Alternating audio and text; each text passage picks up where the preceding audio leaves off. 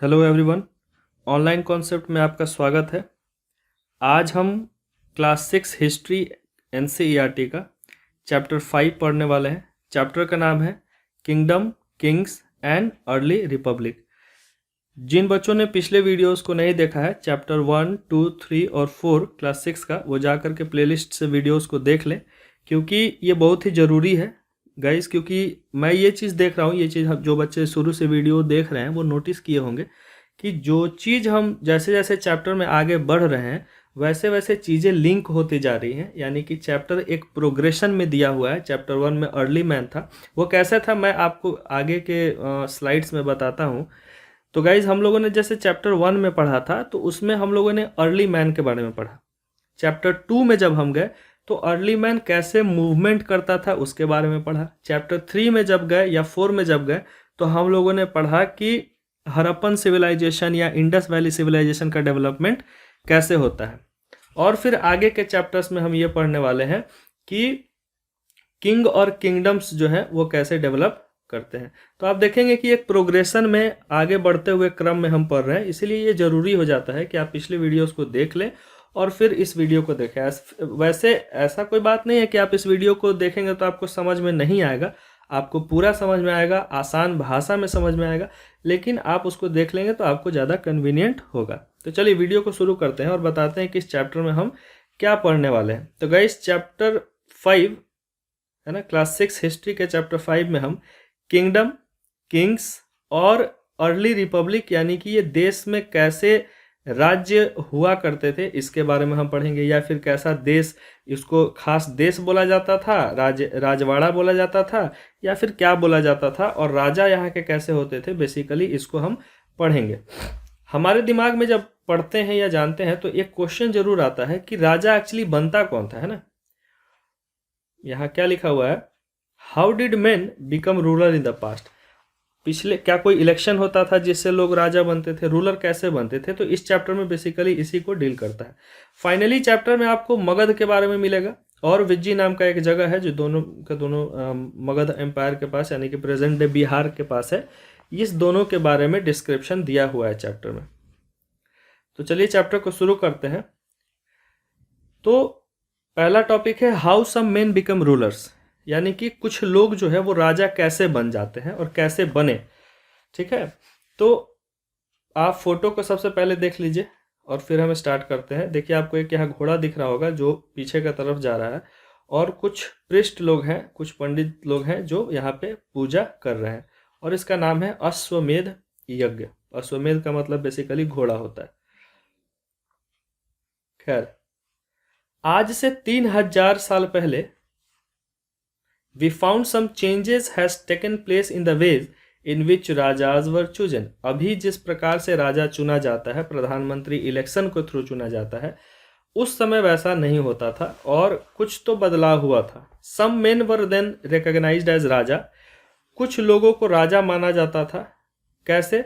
जो जितना बड़ा सेक्रीफाइस करेगा, परफॉर्म करेगा, बड़ा से बड़ा पूजा करवाएगा, यज्ञ करवाएगा, और जितना अपना पावर दिखाएगा, उसको राजा माना जाता था। उसी में एक प्रोसेस था, राजा बनने में एक प्रोसेस हुआ करता था जिसका नाम था अश्वमेध यज्ञ, या फिर हॉर्स सेक्रीफाइस उसको बोलते थे। अब ये अश्वमेध यज्ञ क्या होता था? ये एक रिचुअल हुआ करता था जिसमें एक घोड़ा को लूज कर दिया जाता था, यानी कि लेट गो कर दिया जाता था, घोड़ा को छोड़ दिया जाता था पूजा करके। टू वॉन्डर फ्रीली, वो घोड़ा जहां तहां घूमता था, पूरे राज्य में, पूरे देश में घूमता था। It was guarded by rajas man, और उस घोड़े के पीछे कौन जाते थे? तो राजा के लोग उसके पीछे पीछे घूमते थे।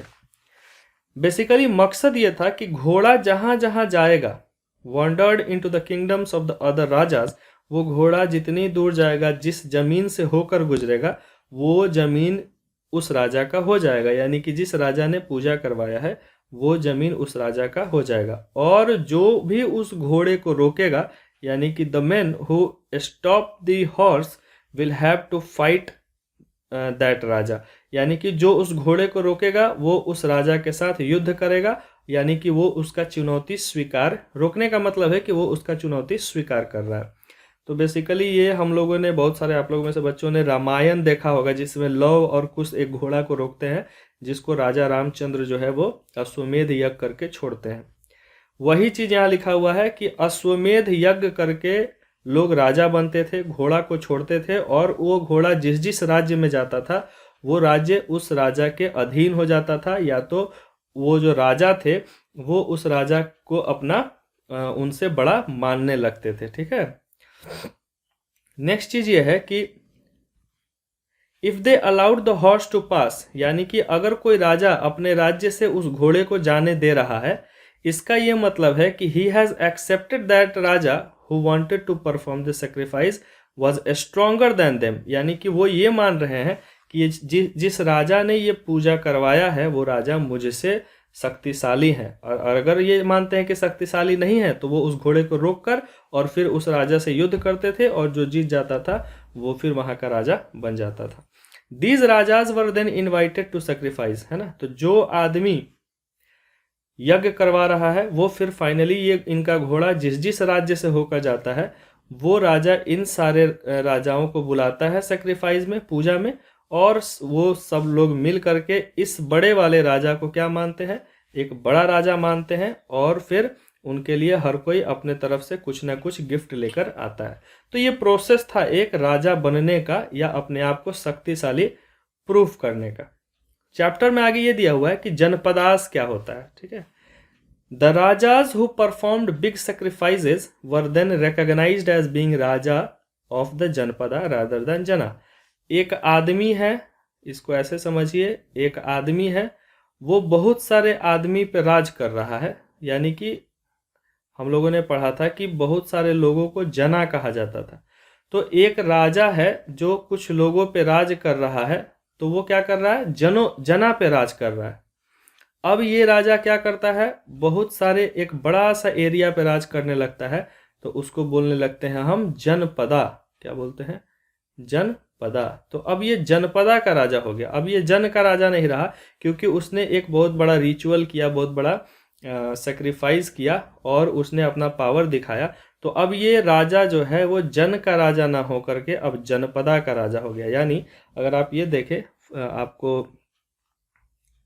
मैं जूम करके दिखा देता हूं कि अगर ये शाक्य डायनेस्टी है, ठीक है, तो शाक्य जो है एक मान लीजिए जना है, यहाँ पे एक राजा राज कर रहा है, लेकिन इसका घोड़ा अगर कोलिया, मला, विजी, काशी, कोशाला, पंचा, सुरासेना, कुरु यहाँ से होकर के उसका घोड़ा गुजरता है, तो अब ये एक जनपद हो गया, और ये एक जनपद का राजा हो गया वो आदमी। इतना बात क्लियर है। जनपद किसको बोलते हैं अब मेरे ख्याल से आपको समझ में आ गया होगा, है ना।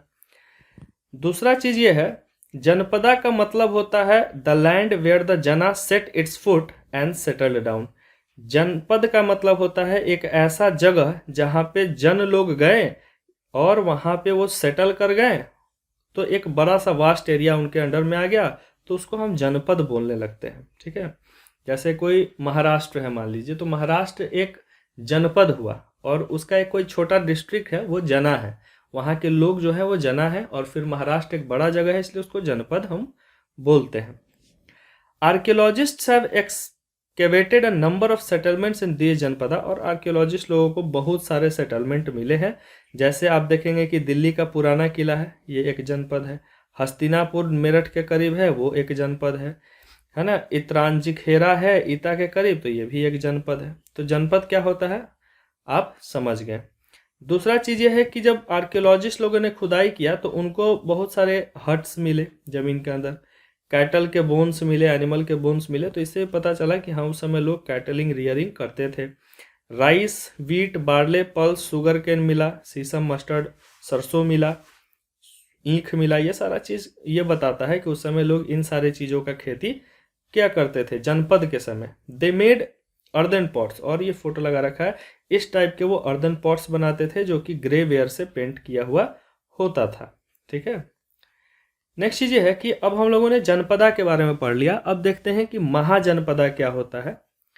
तो बेसिकली कॉन्सेप्ट ये है, मैं आपको जूम करके दिखा देता हूं कि अगर एक राजा यहाँ के मान लीजिए कुरु के वो महाराज हैं, ठीक है, तो कुरु एक प्रकार का जना है, फिर वो पंचाल में उनका घोड़ा गया, सुरसेना में गया, मत्स्या में गया, तो वो एक जनपदा के मालिक हो गए। और फिर वो राजा का घोड़ा या फिर राजा कुछ इन सारे हिस्सों पर, इन सारे अवंती को लेते हुए, सौराष्ट्र को लेते हुए इस राज्य पे मान लीजिए कब्जा करते हैं, तो ये एक जनपद नहीं, अब ये एक महाजनपद हो गया, यानी कि बहुत सारे जनपदों को मिलाकर एक महाजनपद बनता है। ठीक है। दूसरा चीज यह है कि आज से 2500 साल पहले सम जनपद become more important than other, कुछ जनपद जो थे वो दूसरे जनपदों से ज़्यादा इम्पोर्टेंट हो गए, बड़े हो गए, इसलिए उनको महाजनपद कहा जाने लगा। बहुत सारे महाजनपद जो होते थे उनका कोई ना कोई कैपिटल होता था, यानी कि महाजनपद का बेसिकली कैपिटल हुआ करता था, और इन कैपिटल्स को जो है फोर्टिफाई करके रखा जाता था। फोर्टिफाई का मतलब होता है चारों बगल से दीवार बनाकर रखा जाता था, चाहे वो दीवार ब्रिक का हो, चाहे वुड का हो, या स्टोन के पत्थरों से, बोल्डर्स से बना हुआ हो, लेकिन उसको फोर्टिफाई किया जाता था। अब भाई फोर्टिफिकेशन क्यों होता था, तो ये जरूरी था। फोर्टिफिकेशन करना क्यों जरूरी था, जैसे आप मान लीजिए कि ये एक जनपद है, ये तो छोटा फोटो है, लेकिन ऐसा ही कुछ फोर्टिफिकेशन होता होगा। मान लीजिए कि ये एक जनपद है, तो हमने क्या किया कि इसको चारों बगल से फोर्टिफिकेशन करवा दिया, यानी कि इसको घेरवा दिया कि इसमें कोई घुस ना पाए। क्यों ना घुस पाए, ताकि शत्रु हमला ना कर पाए। तो पहला कारण ये हो सकता है कि people were afraid of attacks from the other king, ताकि दूसरे राजा हमला ना कर पाए, तो प्रोटेक्शन के रूप में वो फोर्टिफिकेशन किया करते थे महाजनपद का। कुछ रूलर्स जो थे वो अपने आप को पावरफुल और रिच दिखाना चाहते थे, इसलिए फोर्टिफिकेशन करते थे। इसलिए वो अपना पैसा इन्वेस्ट करके और लार्ज और टॉल इम्प्रेसिव वॉल, बहुत बड़ा बड़ा दीवार बना दिया करते थे शहर के चारों ओर। The land and the people living inside the fortified area could be control, और राजा इसलिए भी फोर्टिफाई किया करता होगा क्योंकि राजा चाहता था कि अगर हम फोर्टिफाई कर देंगे तो हम अपने लोगों पर आसानी से कंट्रोल हासिल कर सकते हैं। और ऐसे ऐसे बिल्डिंग्स जो है वो बनाने के लिए बहुत ज़्यादा प्लानिंग का ज़रूरत हुआ करता था। तो फोर्टिफिकेशन क्यों होता था ये हम लोगों ने देख लिया। तीसरा चीज़ ये है कि the new rajas began maintaining army. अब जनपद हमने देख लिया, महाजनपद देख लिया, अब देखते हैं कि अब कोई राजा बना, महाजनपद का हो या जनपद का हो, उन लोगों ने अब आर्मी मेंटेन करना शुरू कर दिया। आप देख रहे होंगे पांडव सेना है, कौरव सेना है, वो लोग आर्मी मेंटेन करते थे। ठीक है। सोल्जर्स लोगों को पैसा दिया जाता था, रेगुलरली उन लोगों को पेमेंट किया जाता था, सैलरी दिया जाता था, maintained by king through out the year, और सालों भर उनको पैसा दिया। देखिए बिटवीन द लाइन्स पढ़ना सीखिए। अगर क्वेश्चन में वन लाइनर क्वेश्चन में आता है कि महाजनपद के समय में स्टैंडिंग आर्मी नहीं हुआ करती थी, तो ये बिल्कुल गलत स्टेटमेंट है, क्योंकि अभी हम लोगों ने पढ़ा कि महाजनपद के समय में स्टैंडिंग आर्मी हुआ करती थी और राजा लोग इसको मेंटेन करते थे। ठीक है। टैक्स कलेक्शन सिस्टम कैसा था, तो उस समय अब आप ही सोचिए, इतना बड़ा आर्मी को मेंटेन करने के लिए राजा को रिसोर्स चाहिए, पैसा चाहिए।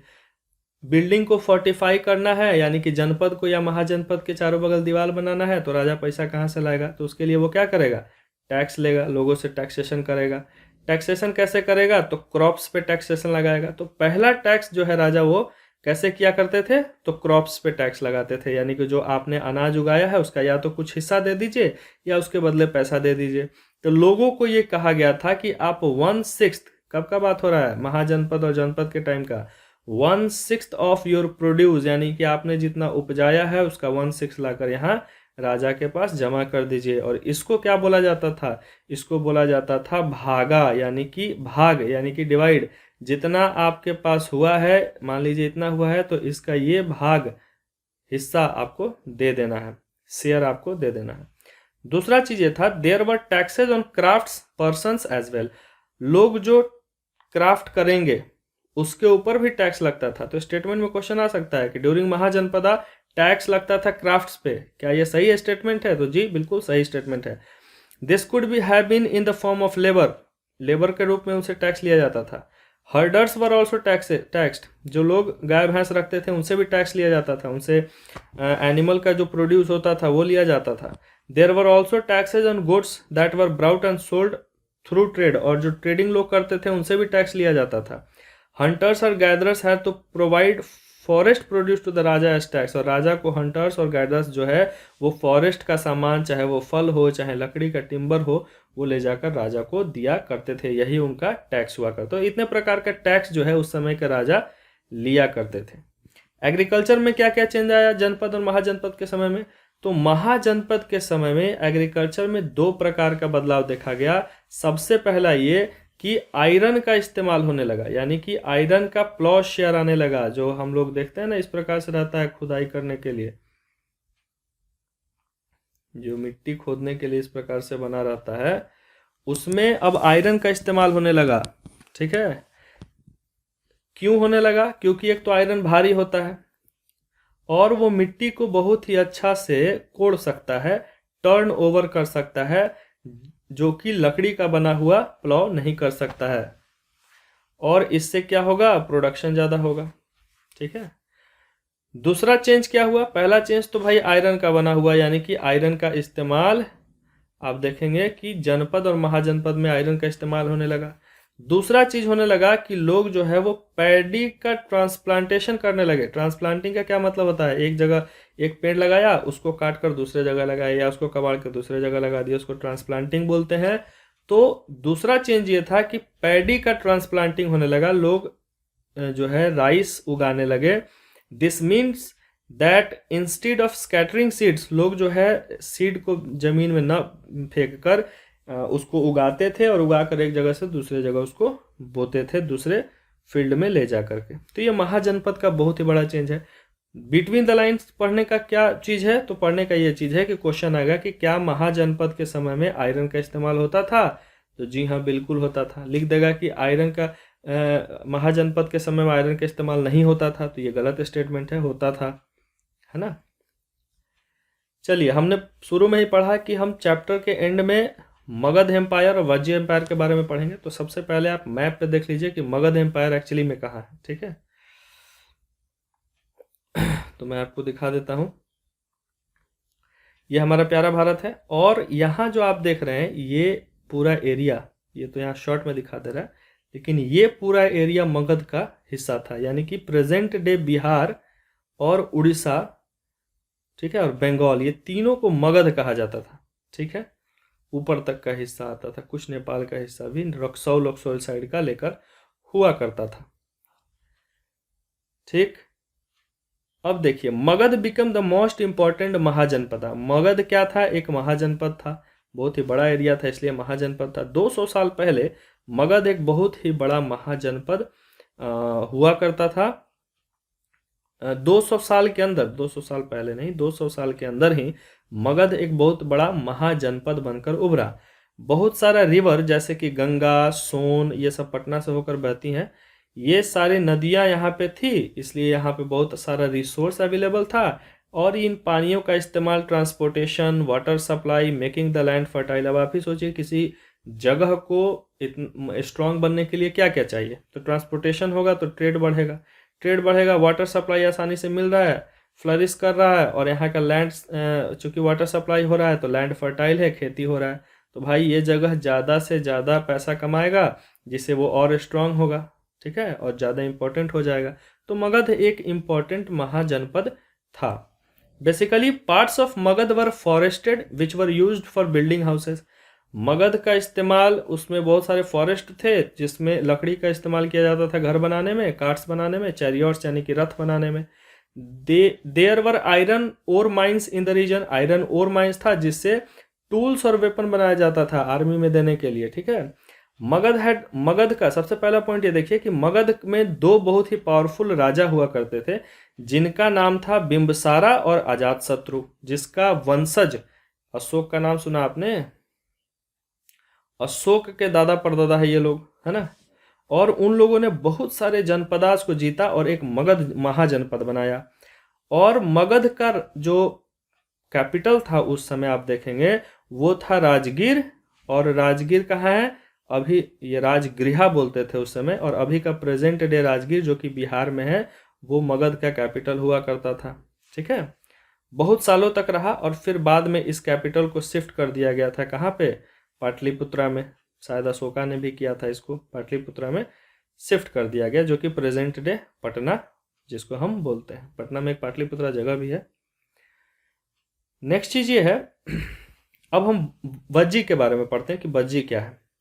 तो आप यहाँ पे देख सकते हैं एक छोटा सा, यहाँ पे आपको अगर दिख रहा हो तो इस एरिया में, ये मगध का ही पार्ट था, वर्जी इसके ऊपर में, इसको वज्जी बोलते थे। वर्जी बोलिए या वज्जी बोलिए, मौर्यन डायनेस्टी के समय में यह हुआ करता था। ठीक है,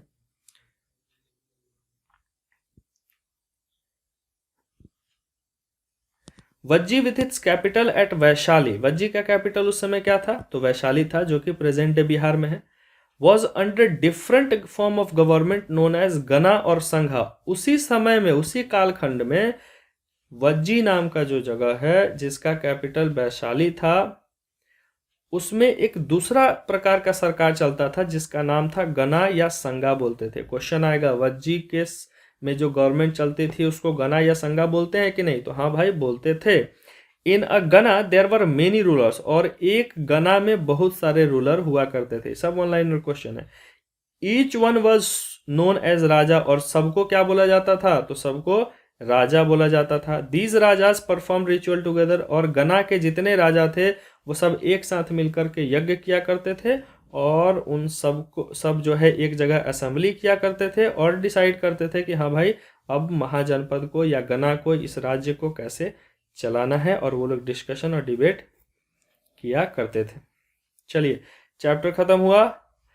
क्लास 6 हिस्ट्री एनसीईआरटी का चैप्टर 5 हम लोगों ने पढ़ा, जिसमें हम लोगों ने पढ़ा कि बेसिकली राजा, महाजनपद और जनपद के समय में राजा कैसे बनते थे, जनपद एक्चुअली होता क्या है, महाजनपद क्या था, और फाइनली लास्ट में हम लोगों ने मगध के बारे में पढ़ा थोड़ा बहुत, कि मगध क्या था और मगध के लोग कैसे रहते थे, टैक्सेशन सिस्टम कैसा था।